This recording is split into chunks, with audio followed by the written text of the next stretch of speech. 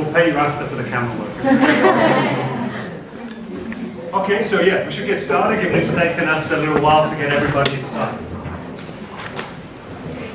Hopefully, I know we've got a mixed group here, there's some Italians and there's foreign people. Hopefully, if I'm going a little bit fast, you can ask me to slow down.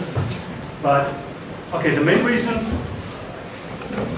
I wanted to talk about this subject here, the soft skills, emotional intelligence, is that you've come here to learn what is going to be a very technical set of skills. Coming to learn, get the practical education. Okay. What I want to show you as well is from my experience working in the fashion industry, and it's applicable to whatever industry you want to go in, the importance of the soft skills that you're going to need. Emotional intelligence, which I'll go into now. So, okay, so who am I? Let me introduce myself. So, my name is Stephen Trove. I've been working for over 20 years now in the luxury fashion industry, mostly for the Gucci group here in Florence, actually, and Hermes now in Milan. I'm currently the CFO of two companies of the Hermes group, and also the HR manager.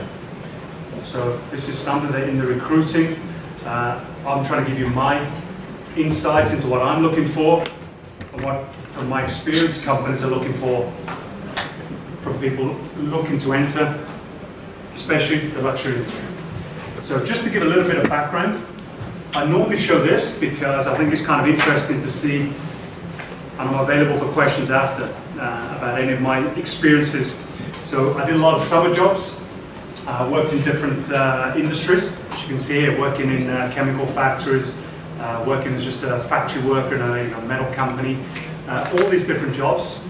And from the reason I'm saying this is that one of the pieces of advice I want to give you is to try and have as many different experiences as you can, especially if you don't know what you want to do with your career. In fact, let me ask, who knows what they want to do when they grow up? I can only see about, there's not many hands, okay? So the rest of you don't know. It's not 100% clear what you want to do, huh? So one thing is, if you really know what you want to do, it's actually quite simple. It's, okay, you can follow what other people have done to get to that job. Okay, be prepared to pay the price, make the sacrifices, get the qualifications, get the experience you need to get to that position. For everybody else, it's difficult because you're there thinking, okay, what do I do? It's impossible to know because you haven't got any work experience yet. So you're saying, okay, what job do I do? So getting into different companies, trying different things is important. Once you're in a company as well, you can actually see other departments, speak to other people, get a good feel for what other people are doing in the organization. So it's a little window into that. So I'll just show you some of my experiences here. And then in Italy, I arrived, I couldn't speak Italian, so I was an English teacher for a little while. Did a selling job. And then I started my career on the finance side, working as an auditor. Then I joined Gucci. Now I'm in Hermes. So this is something that's kind of important as well. I come from Birmingham in England. It's a big industrial city, and I went to a school which wasn't one of the best schools in England. In fact, they do league tables now, and it's classified in the bottom 5%, so it wasn't a good school. I was the first person in my family to go to university, and I only got average grades at university. Okay, so how did I get to this position that I'm in today? Okay.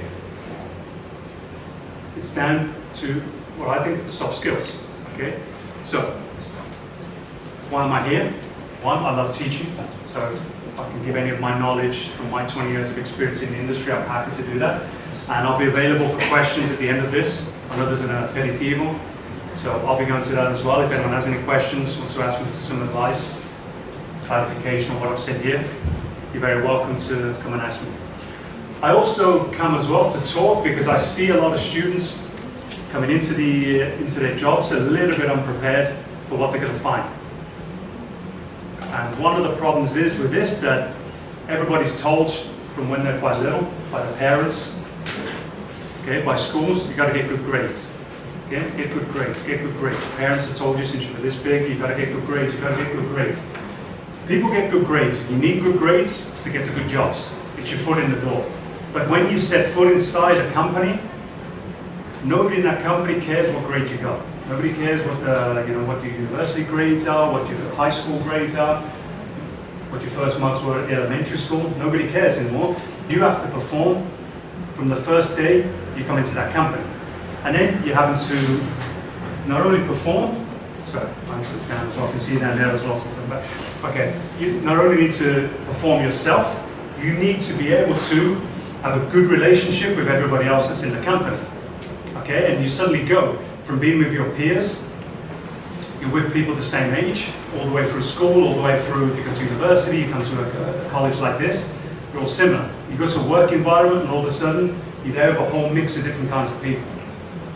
Some people are motivated, some people are not so motivated, young people, old people, men, women, everyone's got different motivations, and you've got to find a way to be able to work with each one of these people. Okay? And just so you're aware, I mean, it's happened to me that we've, in the time I've been doing this job in LMS, we've let 3 people go. And each one of these 3 people was technically very good at their job. Okay? And there's a quote from McKinsey, big management consultancy company that I read once, saying that people very rarely get fired because of their ability to do the job. A lot of what it comes down to then is your attitude towards a job and your ability to work well with other people.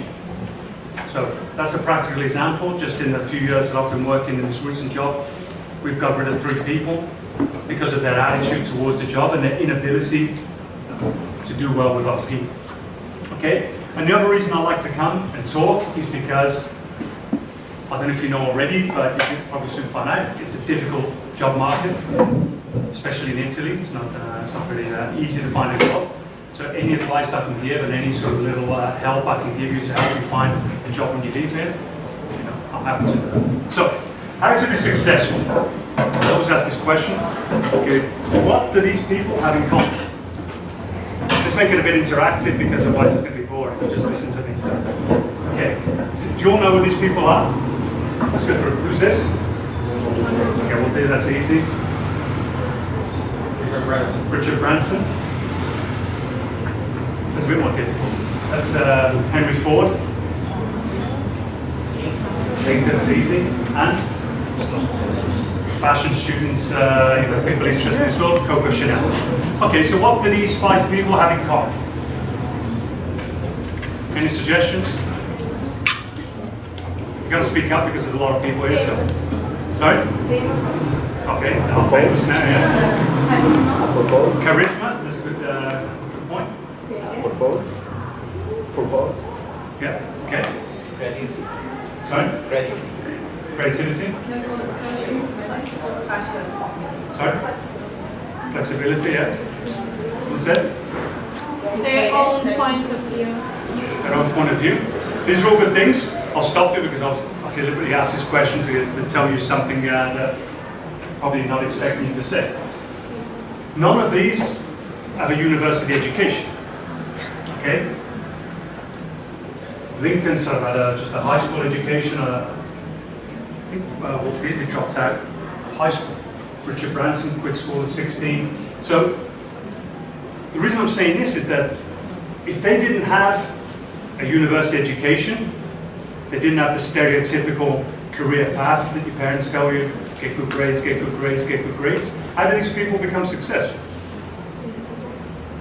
You probably have the answer already because I called this thing soft skills, emotional intelligence. So, okay, there's a statistic, plus anytime you read statistics, you should automatically be suspicious because typically it's one study, okay, how was the study done, and then these statistics go around. But it gives an idea that there's an actually interesting book called Emotional Intelligence 2.0 by Travis Bradbury.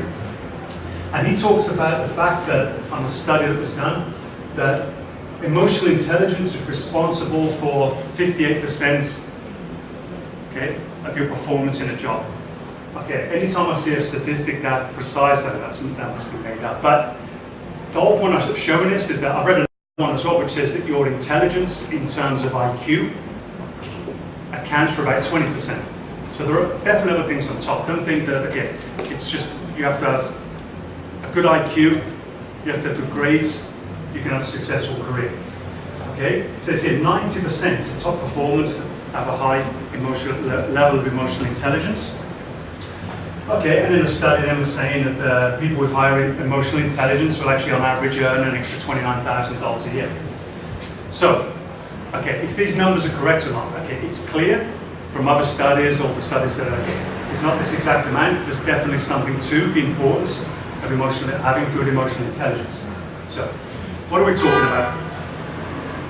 There was a theory by a psychologist, it was a really interesting book written by an American psychologist called Howard Gardner, where he proposed a theory of multiple intelligences. Has anyone heard of this? Yeah? Okay, I can see a few nodding heads and a lot of blank stares. So a few people have. Okay, he was saying that there isn't just one type of intelligence. In fact, there's a lot of different theories on what is intelligence. Okay, but this he came up originally with 7 types, then he added another 2, but I like the example of these 7 to illustrate a point. The first one is mathematical logic, and this is probably what we understand as intelligence, because this is kind of like your IQ, your ability to deal with problems. I mean, if anyone's ever taken an IQ test, there's a lot of symbols, it's a very sort of logical, it's different objects maybe in a series, guess what the next object is going to be. So it's very logical thinking, it's very scientific. So linguistic, your ability to use language, words, read, understand. Spatial visual, this is an intelligence where your ability to see something, someone who's a chess player, that's a good visual spatial intelligence. A sculptor, for example, someone takes a block of marble, starts chipping away, and there's a beautiful statue inside. That's the kind of intelligence that many of you are going to have probably got. If you're doing things like design and creative stuff, you can actually see something, a finished product. It's even like in engineering, and then someone who could build something, says, well, put this here, build up, already see what the final product's going to be. Physical intelligence, this doesn't seem that important, but sportsmen, dancers have an unbelievable intelligence to control their body and use their body.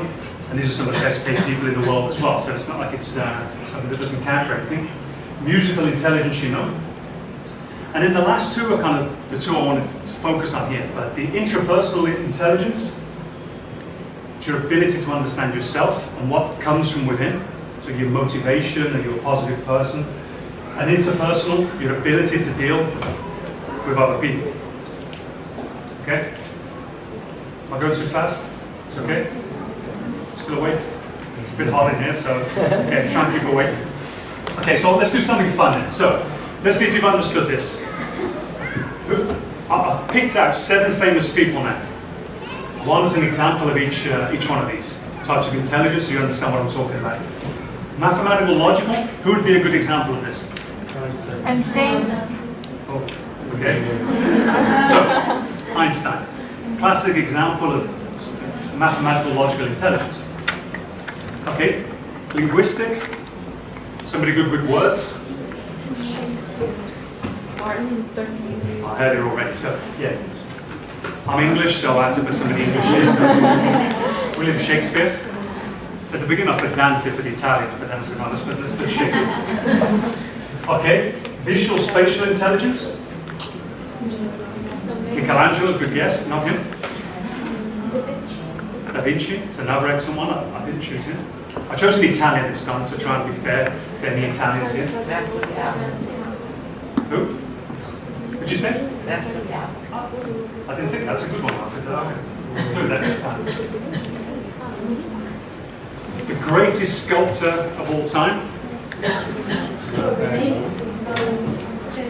Bernini. I don't know how familiar you are with his work. I guess, you know, if I do this to a lot of like business students, they don't know who he is. I'll do it in a design school, they tend to know who he is. This guy's a genius. And if you're familiar with this statue, the great Proserpina it's in Rome. Beautiful. This is sculpted out of marble, and it looks like it's made of, it looks like real flesh. Things sinking into the skin. So, incredible. Okay, physical intelligence. Usain Bolt. I think I might have to take this reference. I chose someone who, Usain Bolt would be an excellent one, yeah. I chose this one for a reason. Diego Maradona. Specifically for the fact that he's not somebody you associate as being intelligent, okay? So we're saying, define intelligence. This man had just phenomenal physical intelligence. The greatest footballer I've ever seen play. Okay, musical intelligence. Mozart, good guess. I've gone back to flying the flag for England again here, so that's why it's not Mozart. No? Somebody English. Michael Jackson. No? Okay, listen. So I chose the Beatles. Maybe I should update some of my references. I'll put Justin Bieber maybe next time. Okay, and then the last two, I said intrapersonal intelligence, the ability to understand your own emotions and control yourself. And now this was typical of, let's say, an actor. That's a very, very good intrapersonal intelligence to understand his own emotions. We have to bring that forward when you're acting. And I'll put my favorite actor. That's difficult for you to guess who my favorite actor is, so I'll show you. Okay, De Niro. In a scene from my favorite film as well, so it's a bit self-indulgent, but you see example. And the last one, someone with excellent interpersonal intelligence. I think this is one of the most charismatic people in the world. Richard. The one who was in the first picture. No. Virgin? He's very charismatic. Steve Jobs, a little bit of an unusual person, I'm sure. Defensive. Some people said he wasn't very good with people. He was a bit of quite intense at times, apparently. Sorry? Yeah, Andy would be a good one. I chose Obama. Just to say, yeah. Maybe I could have put Trump as well. Trump's a different person, but Trump, for everyone, for some reason, for as strange as he seems to be, you wouldn't necessarily think of him as like this, but apparently anyone who's around him is an amazing good person. Really, really good people, which almost half of America voted for him, so he must be doing something. Okay, so that gives you an idea. So what I wanted to illustrate was from this. Okay, these are the 7 types of intelligence. These are the ones that they test you on at school. Okay, it's mostly mathematical, logical. You have the science and math subjects. Then you have the linguistic ones, like the languages, and then everything else is a lot of writing essays, and it's a lot of reading books. So you tend to get tested on these. Whereas when I'm talking about the soft skills, this is what I'm referring to. Okay, these last two. So, what do I mean by intrapersonal intelligence? Okay, I want to put a few examples here. So, one of the things here, self-confidence. Okay, now this is one thing that nobody kind of thinks of. The importance of self-confidence in an organization is huge. The fact that if you're willing to take responsibility, you'll be someone who's of great value to an organization. A lot of people kind of avoid responsibility because people are a little bit scared. Okay, if this goes wrong, I'm going to make it. It's going to look bad. So people say, we need a volunteer. You're going to go and volunteer yourself to do something. There's a project. You put your hand up. Let me do this. Every manager in every organization, and you're going to go and work for people unless you're working on your. Okay, some people go self-employed, I guess. But if you're working in an organization, every manager that you're going to be working for, every boss you're going to be working for, has got way too many things to do. There's never enough time to do everything that we need to do. And so if someone comes along and says, yeah, don't worry, I'll do that, is a great value. The problem is, very few people are going to do that because sometimes it's the lack of self-confidence. I see people in our organizations that come in the morning in the hope that they can keep their head down and get out of it 8 hours later without anyone ever having tested them too much. So that's a self-confidence issue. Okay, next point, persistence. Okay, at the first setback, do you give up or do you keep going? This is fundamental, okay, to being successful. Okay, there's all these things that you read, these quotes on, you only fail is if you don't learn from it. Okay, so always make sure that you get knocked back, doesn't matter, keep going, keep going, keep going. Stress management, your ability to control stress and keep your emotional regulation. Okay, patience. Okay, again, a little bit like stress management and emotional control, which I'll go in here as well. A growth mindset. It's important to think, to believe you can grow, and that you're going to do it. That it means that you're constantly looking to get better. Okay, you're doing a job. Okay, you can stay doing that job for the next 40 years, or you can say, I want to do something else. Give me something else to do. Oh, can you explain to me how this works? I want to do something else. What do I have to do to become a manager? What skills do I need to learn? Is there training I can do? Or just going around and speaking to other people? Doing some studying yourself, learn. Okay, that's the mentality that you've got. But the people that haven't got that, it's fine. They come in, they do their job, 8 hours, they do the same thing for 40 years, they go home. Some people are happy like that. Okay, if you want to have a successful career, by successful career, we're talking about the stereotypical rising up, getting more. There are a couple of objective measurements of a successful career, which is position in an organization and money that you earn.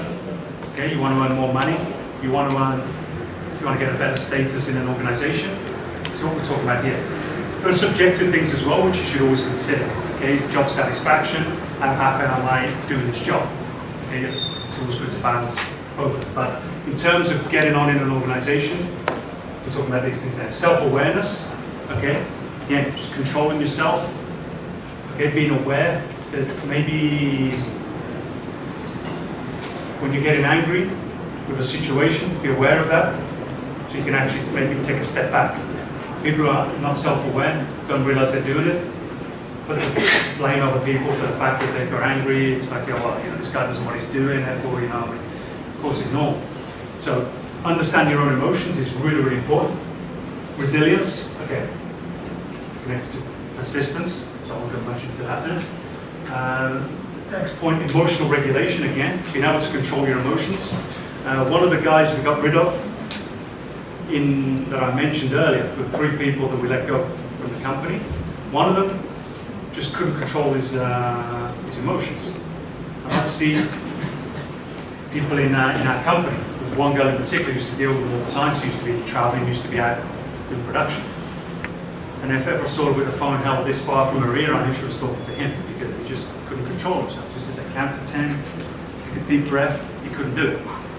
And if you go around getting upset, you upset customers, you upset suppliers, you upset other employees. We've got, no company's got any use for somebody that's like that. You just upset everybody, you create a terrible atmosphere in the organization, you upset clients, you upset suppliers. It's not good for anybody. Okay. Interpersonal intelligence, okay, your ability to deal with other people. So what sort of skills should you have here? This is fairly obvious. I think good communication skills.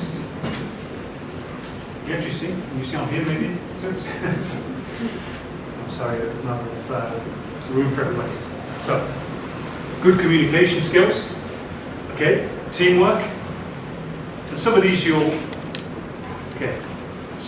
actually do in the course of your study. I get you to do maybe presentations, I get you to do team projects. Okay, so that's preparing you for this for the work environment. Building good relationships with people. Okay, good presentation skills. And it's kind of connected to selling as well. You've got an idea in a company, you've got to be able to present it in a good way. Okay, you've got to be able to sell your idea. Okay, because you can have all the best ideas, you can be the most creative person in the world. You've got a brilliant idea. If you can't communicate that well, you can't present that well or sell that idea well to other people in the organization, it's just the same as not having that idea. Okay, so this is an important skill. Okay, management. This is clear. If you want to have a successful career, you've got to have good management skills. And good leadership skills. What's the difference between leadership and management? Does anyone know? Leadership is like managing all the people around you. Management would be to manage yourself and manage your point of view. Okay. Yeah. But leadership is managing other people. Management could be as well. Yeah, I know, but leadership is like you are the only one. Okay, I think we're getting that. So yes, we're gonna. In leadership, you also have to inspire and motivate other people, not just manage them and tell them what to do. Yeah, that's another thing. Adds on to what you're saying. It's like you're the person, the reference point for managing, but managing in the sense that you have to. There's a responsibility to inspire people, to create a vision, a message, get people on board. Whereas management can be sometimes a good manager is someone who's very organised. Okay, we need to do this. Okay, right, you go and do this job here, you go and do that job there. Make sure everything's working. Okay, that's management. That's not inspiring people. It is an element of just telling people what to do. Leadership, it's a bit more inspiration. Okay, there are different skills. The motivational aspect, which is more important. Coaching. Okay, selling, which again, there's a lot of jobs where you do actually have to sell. But even if you're not selling to the customers, you're selling ideas, you're selling yourself to other people in your own organization. Okay? Negotiation, another important skill to be able to negotiate. This is one thing as well, if you need to career success, you're going to be able to negotiate your salary increases. Okay? There's an interesting study as well that shows that it's connected to, does anyone know the big 5 personality traits? Okay, one of those is agreeableness. And if you're a very agreeable person, you don't like the conflicts of going and asking for a raise. And I consider the majority of the people there are women, so this is one thing where statistically women are more agreeable than men. And it's actually a handicap then for a lot of women because a lot more women struggle in going and asking for a raise, okay? Because they don't want that conflict, okay? I'll get on to another point later, but you can't think that someone's going to manage your career for you and manage your career success. You're responsible for that. You've actually got to go and negotiate. And there's studies done. If you can actually show that if somebody goes and negotiates their salary, because they're actually adding more value, over a 40-year working career, you could suddenly have a difference of, it could be €1 million over the career of a person, because you get a 10% increase every time you go and ask. That builds up. So, negotiation is important, and this is fundamental as well. Networking, I'll get onto these points a little bit later, but this is key. You need to have a good network. You need to have a good network if you're in an organization, with the people in that organization, but also outside of that. Okay? You never know where your next job is going to come from. If you want to change, you're in a dead end, the company's not going very well, it's not a good environment. If you've got the possibility, through friends, to hear about other things, to have connections and get something else, you could argue that's probably the most important thing. And then managing difficult situations. Okay. So, I said, so in addition to the technical skills, you come in, you're going to learn the technical skills, which is good, you need those. So what else are people looking for? I showed this I put a few fashion jobs up just to show, it's not just me inventing this, it's other people mentioned it. Junior fashion designer and illustrator in Xenia. So if they want the experience, they want knowledge, some of the technical knowledge, sketching, knowledge of Adobe, the software that's necessary for it. But they're also talking about the ability to work well under pressure. Okay? Meeting tight deadlines, communication, organizational skills, attention to detail. Okay? Okay, another one, graphic design coordinator for Marnie. Strong verbal and written communication skills. Strong interpersonal skills. Organizational skills, attention to detail. Must be able to work independently and quickly under tight deadlines. Okay? If you'll be working in fashion and luxury, the fashion industry is it's crazy because it's a fast-paced industry. Okay, you can go work in the pharmaceutical industry where they take 10 years to get a patent for a product, then they'll sell that for the next 10 years. Fashion's the exact opposite. I mean, you miss a window. We have like 2-week windows to ship to somebody. You miss that. It's kind of get on the product anymore. So you got to be able to work for very, very tight deadlines. Okay. Another one here, corporate communications manager. So again, here you see being able to work in a multicultural environment. Okay. Cross-functionally, build relationships inside and outside the organization. An entrepreneurial self-starter. That's just having that drive, that motivation, like an entrepreneur. So an attention to detail, management, strong management capabilities, calm under pressure, emotional regulation, stress management, that I've just been talking about. Enjoy a challenge. That's going to come down to self-confidence. If you're not self-confident, you don't believe in yourself, you're not going to enjoy a challenge. So, another one, this is just for an internship, okay? An internship in the visual merchandising department in Gucci. I chose something that's local as well. So, reliable, okay? Excellent organization skills, attention to detail, proactive, show initiative, communication skills. So you can see these things coming up over and over again. It's not just the technical skills, they say fashion and styling sense, ability to incorporate fashion trends. Okay, great. Everyone understands that. That's what you're here for. You're going to learn. But they want all these other things as well. And they tend to be undervalued. People look at these and say, yeah. Okay, what technical skills do I need to have? Don't undervalue these things. Okay, so you need to have some knowledge of IT. You need to have language skills, especially English. And then you have these soft skills. So I try to put these down. This is the kind of things I look for a lot when I'm recruiting. This is possibly the most important. A strong desire to work hard. If somebody comes in and they want to work hard, they're motivated, we can teach them everything we need to teach. We can do training, we can explain, do this, and someone say, yeah, I'll do it. If somebody comes in and they're not motivated and they don't want to work hard, we can't teach that. We can send them on every course they want to do, we can put them with people so they can explain stuff. That's got to come from within, okay? And that's fundamental. Okay? A positive attitude. We've already said that, the problems we've had with some employees in the company that don't have a positive attitude, and it doesn't matter how good they are technically, it's a big problem for the organization. Okay? Good communication skills. We saw this coming up on the job ads that they're looking for. Good time management skills. Okay? Fashion, I just said, that's fundamental. You've got to be able to work under tight deadlines. Good at problem solving. Self-confidence.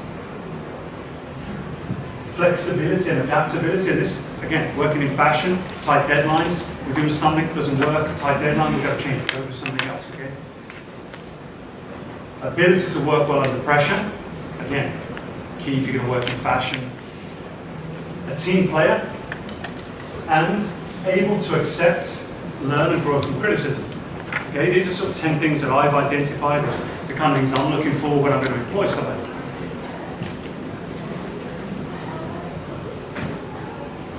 If somebody wants it, by the way, if you want this, I'll sort somebody out and make it available for you. I can see people taking photos, and maybe they're photos of me, I don't know. But you don't have to photograph this if you don't want to, because I'll make it available for everyone. Okay? So, how do I summarize this? Someone says to me, what are you looking for when you're recruiting? And I tend to say these 3 things: desire, smart, and humble. Okay? People say, well, what is smart? Okay? It's difficult to quantify, and one of the reasons why a lot of companies, and the grade system is important, because you're going to go into an organization, they're trying to work out, okay, what kind of a person is this? Are they intelligent? They got good grades. They use good grades as a shorthand because you haven't got time to get to know every single person, every single candidate individually. So the grades you get at school, the grades you get in college, the grades you get in university, are kind of a shorthand for a level of intelligence. But what I was trying to say before, we're talking about that academic intelligence. We're talking about what you did in school. That's not all of these other things that you're going to have, soft skills. So, but how do we quantify smart? What does being smart mean? Let me just say, I think if you're all seeing somebody that's like academically intelligent, it's got very, very good grades, but you wouldn't say they were smart. Okay? Okay? I think it's like an overall picture of what you said, isn't it? It's Okay. academic, but it's also, Yeah. part of that package. Exactly. So you could call it like street smarts is an expression for it as well, okay? This person hasn't got good grades, but if they're out and about, this is someone who can get something. This is a person who can get things done. Okay? So, well, I've tried to illustrate this here, which is exactly what you said. It's included here up to a point. So, the desire to work hard and having a positive attitude is what I sort of summarize as desire there. Okay? These things here is what I would say is a good way of looking at what's saying smart, okay, which is what you're saying, it's what we said before. Okay, a person that's smart typically has good self-confidence, good at problem solving, gets stuff done when it needs to get done, good communicator, okay? Whereas somebody can be good academically, but not be a good communicator. Maybe he's not good at solving problems, good at book learning, but not necessarily good at these things being adaptable. Working well under pressure, probably, because they've passed exams. That's a good way of testing that. And then the last thing that I'm looking for, somebody that's humble. Okay, I'm looking for humility in people, and the reason for that is that I need people who are team players. That they're not going to create problems in an organisation. Okay, and if you have arrogant people in an organisation, it can create some tension with other people. Okay, so being humble, team player. Willing to learn from criticism, which comes in kind of like a growth mindset. Okay, oh, this person's telling me I'm not doing this right. Okay, I'll learn from that. I'll do that better. Okay. I'll move to time. Okay. So, find the right balance. Okay, between the academic skills and the soft skills. Academic, technical skills, the kind of technical skills you can get here are great. You need those. Okay, without those technical skills, you're not even going to get your foot in the door. Remember that? But once you've got your foot in the door, you've got to have all these other skills in to be able to deal with the day-to-day situation of being in an organisation. Even if you're going to work on your own, okay, you set up your own company, you want to set up your own startup, which is fine. But you're going to need all those skills as well. The self-discipline to actually be motivated, meet deadlines, solve problems, be adaptable, have the self-confidence, be able to communicate. In fact, if you're starting out on your own, you probably need it even more because you'll be speaking to banks, you'll be speaking to suppliers, you'll be doing the selling, and it's a lot of work that goes into that. So you need to have this mix of both. Okay? Now, I like to ask this question as well. Does anyone know this thing called pi? Okay. I see a lot of confused looks. I'll assume no for that.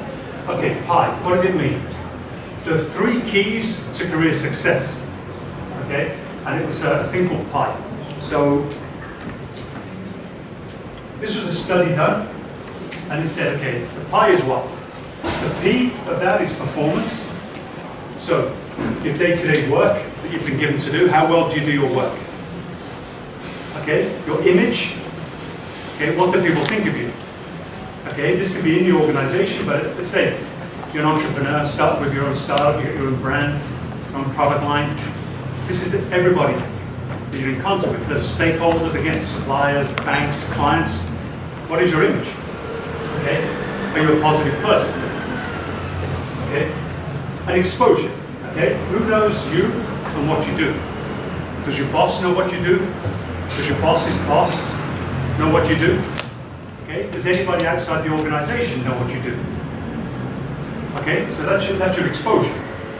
So, if I ask you the question now, there's no right or wrong answer here, it's an opinion.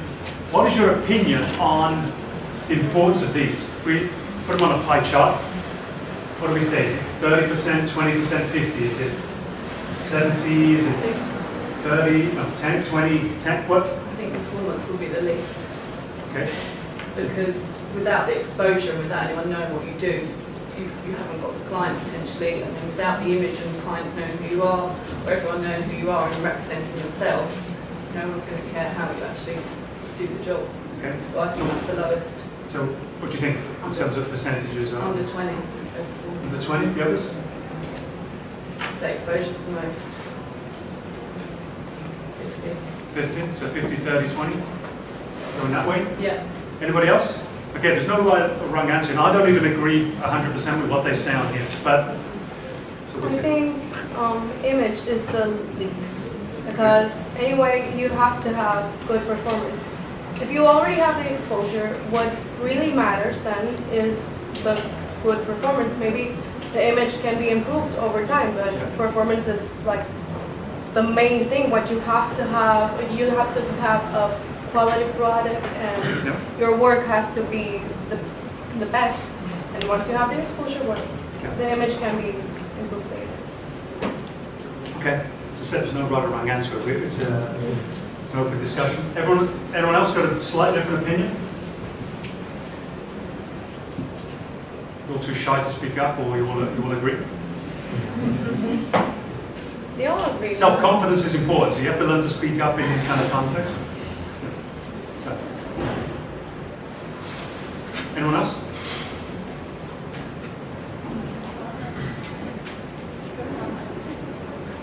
You think performance is important? Yeah, but nowadays, like, for example, the image of Virgil Abloh, his work is always criticized, like, it doesn't matter, the result, it doesn't matter. Everything he does, people just leave it, and, like, he has a good image, but the performance is not that nice. I mean, like, maybe for some people, it's more about image, it's more about Okay, that's a good point as well. Maybe for some people it's more image, some people it's more performance, yeah? So, okay, I'll illustrate a point. Unless anyone's desperate to say what they think, no? Okay, I'll carry on. So, this is what, so, it's pretty long here. So, it came out 60% exposure, 30% image, and 10% performance. Okay, and I said I don't necessarily agree with that. One of the things is it depends from industry to industry anyway. Okay, say we're talking about surgeons, I want 100% performance. I don't care if they've got a good image, I don't care if they've got good exposure. I just want them to be really good at their job. Okay, the whole reason we're showing this, okay, we could debate the importance of, is it performance, is it image, is it exposure. Look at it this way, that you have two people in an organization, okay? And it could be, if I can make it relevant to you, it could be two junior designers in a big design department for a multinational brand. You could have equally good performance with somebody else, but your image is terrible and you've got no exposure outside. The person next to you, same performance, but has got a great image, excellent exposure. Everybody knows what that person does in the organization. It's known outside the industry. Which one's going to have the best career?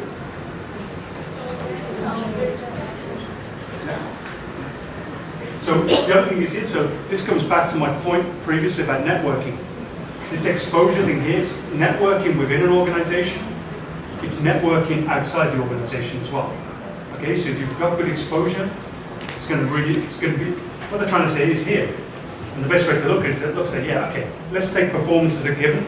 Unless you look in certain industries and something like design, it can be something like that as well, where you just have by far and away the best design. You're clearly the best designer in the world, therefore you probably get away with less image and less exposure. I've done a lot of designers which are a little bit crazy, so I mean, that's probably a good example of someone who needs excellent performance and not so much the others. But the other thing is as well, the reason I want to say this, so the 2 points. One is the fact that given the same level of performance of two people, the image and the exposure are going to be the difference in your career success. The other way to look at it is that if you think, sometimes, if you think that you can just go into a company, keep your head down, do a wonderful job, do a really, really good job, and then people are just going to automatically promote you, it doesn't work that way. Okay, you've got to be more proactive in managing your career. Okay, so you've got to make sure that all these things, that your image within the organization is good, that people know you, that know who you are. Because there's a tendency as well, and I see this as a human resource person as well, that if somebody's doing a good job, there's a tendency to want to leave that person there. Because, well, okay, I have other problems in the organization, this person here is doing an excellent job, great, leave them there, that's something I don't have to worry about. I'll worry about the problems, fight some fires elsewhere. Okay, if somebody's really good at HR, what they do is they say, this person's amazing, they've got good potential, let's get this person to grow. But sometimes we're too busy firefighting, dealing with problems, if we haven't got time to do that. And that happens in a lot of organizations. You'll see as well that some people also have had really, really good careers, even though they weren't technically the best performers in that job. Just because they know the right people, they're good, they present themselves in the right way. And typically I get a lot of people say, now performance is the most important thing. It should just be performance, it shouldn't be selling yourself, maybe.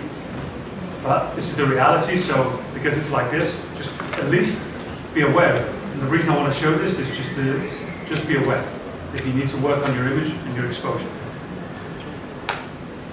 Okay, so conclusion. Maybe it's the Mac.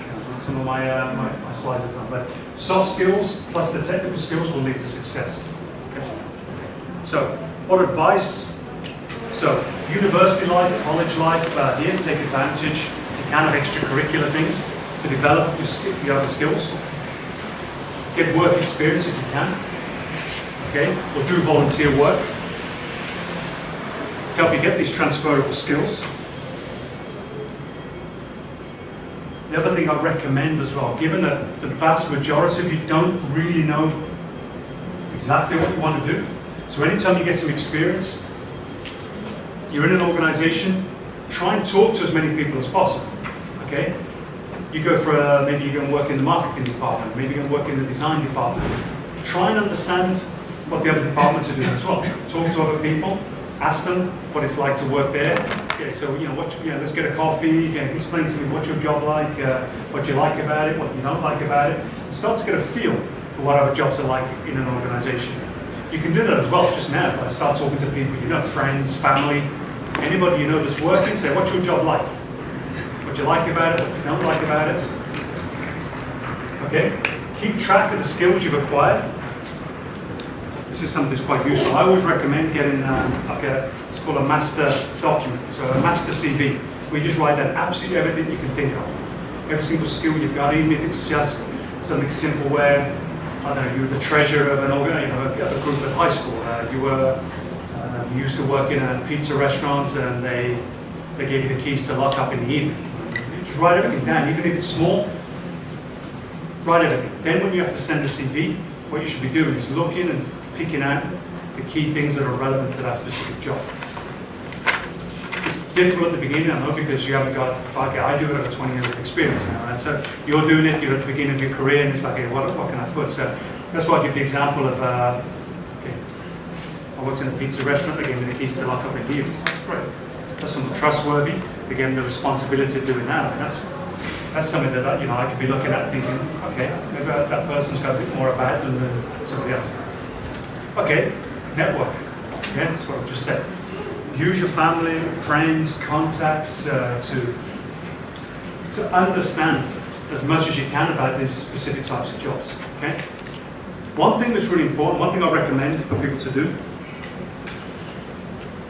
given that you don't know what job you want to do, one thing that's really, really important, I think, is to first of all get an understanding of what the jobs are. I typically recommend, good piece of advice, if you don't know what to do, just start printing out random jobs that you kind of think, would I like to do that? Okay, I'll just go through some job ads and say, okay, that sounds interesting, take that, take that, take that. Go through, like we did just now, what are they looking for?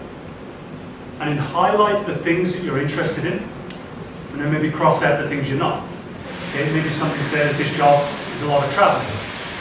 Maybe somebody say, great, yeah, I want to travel a lot. Someone says, no, I don't want to travel, cross that out. Some jobs maybe say strong analytical skills. I'm not so good at the analytical skills now. That doesn't sound like it's for me. This requires a lot of creativity. Okay, great, yeah, creativity is for me. And then go through all these jobs, and you start to see the things that are appealing to you. Okay? Because at the moment you've only got kind of a vague idea about what you want to do. But if you actually then start doing this exercise, you'll start to identify some things that you actually find kind of interesting and things that you definitely don't want to do. I normally use the example of a buyer. Is anyone vaguely interested in being a fashion buyer? Does anyone think that would be a good job? Yes. Okay, so a few people sort of say, maybe, yeah, maybe, okay, we know what we want to do in life, okay? We have to decide stuff. But I sometimes see people that want to be a fashion buyer because they love fashion. They say, I can choose clothes, I know what people want to buy. Without realizing, and I've seen this in different organizations I've worked at, the amount of analytical data you have to process is huge. And so I remember looking at a European buyer, and they're spending so much of their time with Excel spreadsheets because they're collecting information from all the stores in Europe, looking at tendencies of what people are buying. Okay, they need to know, okay, in Holland, let's say, Dutch women are the tallest women in Europe. So the sizes in Holland are different to the sizes in Italy. So if I'm a buyer in Europe, I need to know these different tendencies. So how do I know that? I'm looking at the sales figures, I'm looking at statistics. This brand, okay, this model was sold X amount of 35, X 36, 36. What we said, you collect all that information, you do the analysis. Okay, the Dutch market next year is going to increase 10%. How much then do I need to buy? I've got to increase that by 10%. There's a lot of analytical work to that. So if you don't know that, you just think, yeah, I like choosing clothes. You're going to go into that job and think, oh, okay, it's a little bit tougher than I thought. So go through those job ads, look and identify things that you're interested in. Talk to other people as well and find out, what those jobs are like. The next thing you can do, which is a little bit more complicated, a little bit deeper, is trying to understand yourself. Okay? And everyone says, yeah, I know myself. Not necessarily true. There are things you can do. There's a personality assessment you can do. And I thought I knew myself, and every time I do it, something comes out. Maybe. Because, as I said, one of the big 5 personality traits is agreeableness. And there are very few people who just say, yeah, I'm very disagreeable, I'm not a nice person. We all tend to think of ourselves like that. But none of those things in and of themselves are negative or positive. So, because an agreeable person, you say, that's great, that's positive, you get on well with everybody, great. It also means you struggle then to stand up for yourself. You're going to struggle in negotiations. Okay, you've got to be tough sometimes with people, you've got to stand your ground. An agreeable person wants to make everybody happy. Sometimes the other people are more happy than themselves. So being disagreeable isn't on its own a negative thing. The best thing of all of these is that you'll have a certain personality type, whether it's introvert, extrovert, agreeable, non-agreeable, conscientious or not conscientious, whatever it is of the big 5, you'll have a certain amount, you'll be positioned on those ranges. What you can do is work on it a little bit to get a little bit more flexible and a little bit better. Okay? One example I gave is that I'm naturally a very introverted person, and probably doesn't look like that now because I'm here and I'm speaking in front of a lot of people like this, but I made a conscious effort 6 or 7 years ago, and I realized that I wasn't speaking up enough in meetings. I was avoiding speaking in public. So I forced myself to do a public speaking course. Actually, I joined this public speaking club. And I did public speaking every week, and I just practiced and practiced and practiced. I was horrible at the beginning. I hated it. You get up there, your heart's going, you can have a heart attack. It's really, really tough. But I forced myself to do it, and then I actually started doing theatre. And I've been doing theatre now for 6 years. So, again, first time I got up on stage, heart's going, bam, bam, bam, bam, I'm going to collapse. This is that. And I learned some techniques. You learn to breathe, relax, and you do it once. Okay, you do it twice, 3 times, you do it 10 times. You're doing the rehearsals. Do it 20 times, and it's okay. I think some of the fear is starting to go down a little bit now. So that's an example. I'm an introvert because if I think I'm good with people now. But when at the end of the day of speaking to people all day, it's like, I need to just stay at home now for a little bit. But now when I need to, because I've worked on that specific skill, I've got my point where I'm located on the introvert, extrovert scale, but I've opened it up now because I can be extrovert, social when I need to. So it's getting up on stage and acting, and it's getting up and speaking in front of people like this, get up in front of people at work. So again, just an example. So try and do a personality assessment if you can. Ask people. It's difficult to ask friends because if they tell you something you don't want to hear, you just end up fighting with each other. But then ideally you're kind of matching your personality to the job you want to go and do in your life. Again, someone who's very, very conscientious, very hard-working, you say, that's great, okay? Conscientious means, okay, give them something to do, boom, boom, boom, just do it, keep at it, keep at it, keep at it. And that just seems like a really positive skill. It is for some jobs. There are other jobs, but you don't want someone like that. In fact, a lot of you here are here for this, you're here for the creative jobs. It's difficult for someone to be very, very creative if they're really, really conscientious, just get down to a job. Someone like who's an accountant needs to be conscientious, needs to be there, attention to detail, do all this. Difficult for them to take a step back and be creative. Then very, very creative people maybe struggle to be conscientious and just say, look, I'm just going to go in there and just be doing this job, maybe 8 hours a day doing this a very repetitive thing. But you need to be aware of where you are on that, and maybe you need to develop. If you're very, very creative and not conscientious at all, you need to have some of those skills. There's times where you're going to need to be, just get your head down and do some things. Whether it's you want to be an entrepreneur, you want to be, want to start up your own business. There's times where you're going to have to do like a business plan. That's going to be forward, and it's not probably the one thing you want to do, a financial plan. Put some numbers down. It's like you need to do it. It's no good being creative in that. It's got to be kind of rigid and disciplined in what you do. So whatever you are on this, work on it. First of all, being self-aware is fundamental. We mentioned this earlier. Being able to match that to the dream job, because you're very, very conscientious, you've got no creative skills, great, be an accountant. I love it. You've got great creativity, these kind of jobs you're interested in here, design, is the thing for you. Same with the introvert, extrovert. Okay, if you're very, very introverted, a sales job where you're going around speaking to people every day, getting up and speaking in front of people, maybe it's not for you. The other side. If you're an extrovert, a job where you're going to, maybe IT, where you're locked in a room just programming all day, maybe that's not the job for you either. So, first of all, you need to be self-aware, and then match that to the jobs that you're looking to, as I said, get a better feel for the jobs that are out there. I'll finish because I can see. So that means we've gone past 5 o'clock. So I'm available, which I said now, for any questions. We can do, there's a couple of quick questions now. We've got time. So if there's a couple of quick questions now, we can do it. Otherwise, with the aperitivo, we can, I'm available for anyone who's got anything to say. Okay? Any questions, or are you all just thinking about the aperitivo and our hot tea? You want to get out of here, breathe, get some fresh air.